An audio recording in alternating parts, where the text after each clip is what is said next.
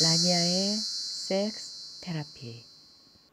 그 댓글에서도 갑론을박이 되게 많았잖아요. 뭐 크다 작다 뭐 이런 얘기 많이 하시던데, 사실 크기가 제가 별로 중요하지 않다라고 아무리 말씀을 드려도 사실 남성분들이 갖고 계신 그 뿌리 깊은 페니스에 대한 그 집착을 떨쳐내는 건 쉬운 건 아닌 것 같아요. 그래서 정말 여성들이 원하는 건 페니스가 길고 굵고 큰 게 아닌데도 그거는 정말 극히 일부거든요. 일부고, 섹스할 때 우리가 그러잖아요. 뭐 교감을 해야 된다. 그런데 사실 엄밀히 말하면 그 교감이라는 것도 상대를 물론 잘 이해하고 상대한테 뭔가를 해주는 거를 대부분 교감이라고 생각하는데, 사실 교감의 출발점은 나를 먼저 잘 아는 거거든요. 그래서 우리가 왜 자존심 얘기하고 남자로서의 어떤 섹스에 대한 자부심 뭐 이런 거 얘기를 하잖아요. 그런데 내가 해줘서 여성이 오르가즘을 느끼고 막 좋아하는 걸 보면서 내가 자부심을 느낀다, 뭐 이렇게 하시는 분들도 물론 계시지만, 제일 중요한 거는 내가 얼마큼 섹스를 통해서 만족하고 행복한가, 그게 아닐까 싶어요. 자꾸 내가 누군가 여자한테 해줘야 되고 만족시켜줘야 되고 막 이런 거에 초점을 맞추다 보면 내가 느끼는 느낌은 정말 그 사정하는 그 짧은 순간 3초밖에 없잖아요. 근데 그 3초 잠깐 좋자고 우리가 섹스하는 건 아니잖아요. 여성의 만족을 너무 그렇게 크게 염두에 두지 마시고, 일단은 내가 섹스에서 얼마나 재미있게 즐겁게 만족하느냐, 그리고 그 재미있을 거리, 만족할 거리를 얼마나 잘 만들어 가느냐. 우리 그러잖아요. 내가 좋고 내가 당당하면 그게 또 상대한테도 전달이 되니까. 페니스 크기는 정말 그렇게 큰 문제가 되지는 않아요. 여성의 질이 보통 6에서 7cm고 요 정도 돼요. 그 다음에 이제 흥분을 하면 3분의 2 정도 늘어나니까 한 요 정도까지 이제 늘어난다고 생각을 해볼게요. 실제로 여성이 페니스가 삽입이 돼서 어떤 자극을 받을 수 있는 포인트들은 여기 앞에 요 정도 깊이, 그 다음에 한 요 정도 깊이, 요 정도 깊이에요. 딱 요만큼 정도 깊이거든요. 그러니까 이 안에서 거의 해결이 된다고 보면 되고요. 그 다음에 자궁 경부 섹스 같은 경우도 여성의 자궁이 이렇게 해먹처럼 위에 매달려 있잖아요. 그러니까 질의 끝에, 그러니까 자궁 경부, 자궁의 입구가 있고 그 위에 이렇게 자궁이 매달려 있는데, 자궁은 다른 장기처럼 이렇게 딱 고정되어 있는 게 아니라 공중에 해먹처럼 걸려 있어요. 그래서 질을 통해서 페니스가 이렇게 자극을 주게 되면 통증을 느끼기 때문에 이렇게 도망 다녀요. 피해 다닌단 말이에요. 여성의 자궁은. 그래서 자궁 경부랑 도킹을 하려면 사실은 자궁이 이렇게 밀고 내려와 주면 돼요. 이렇게, 이런 식으로. 그러면 자궁이 이렇게 밀고 내려와 주면 거의 이 앞에까지 이렇게 밀고 내려와 줘요. 그럼 페니스가 이 정도 길이만 돼도 얼마든지 자궁 경부 섹스까지 가능하거든요.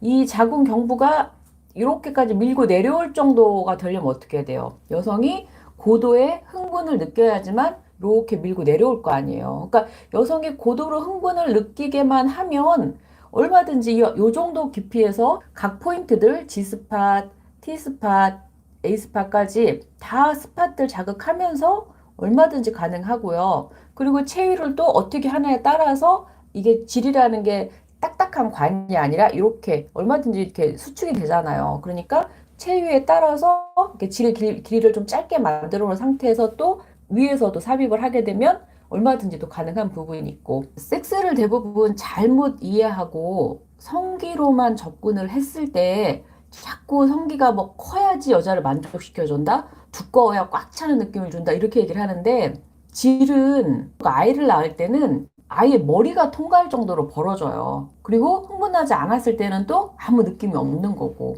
그 여성이 극도의 흥분감을 느끼게끔 하는 거는 페니스가 아니라는 생각만 잊지 않으시면 돼요.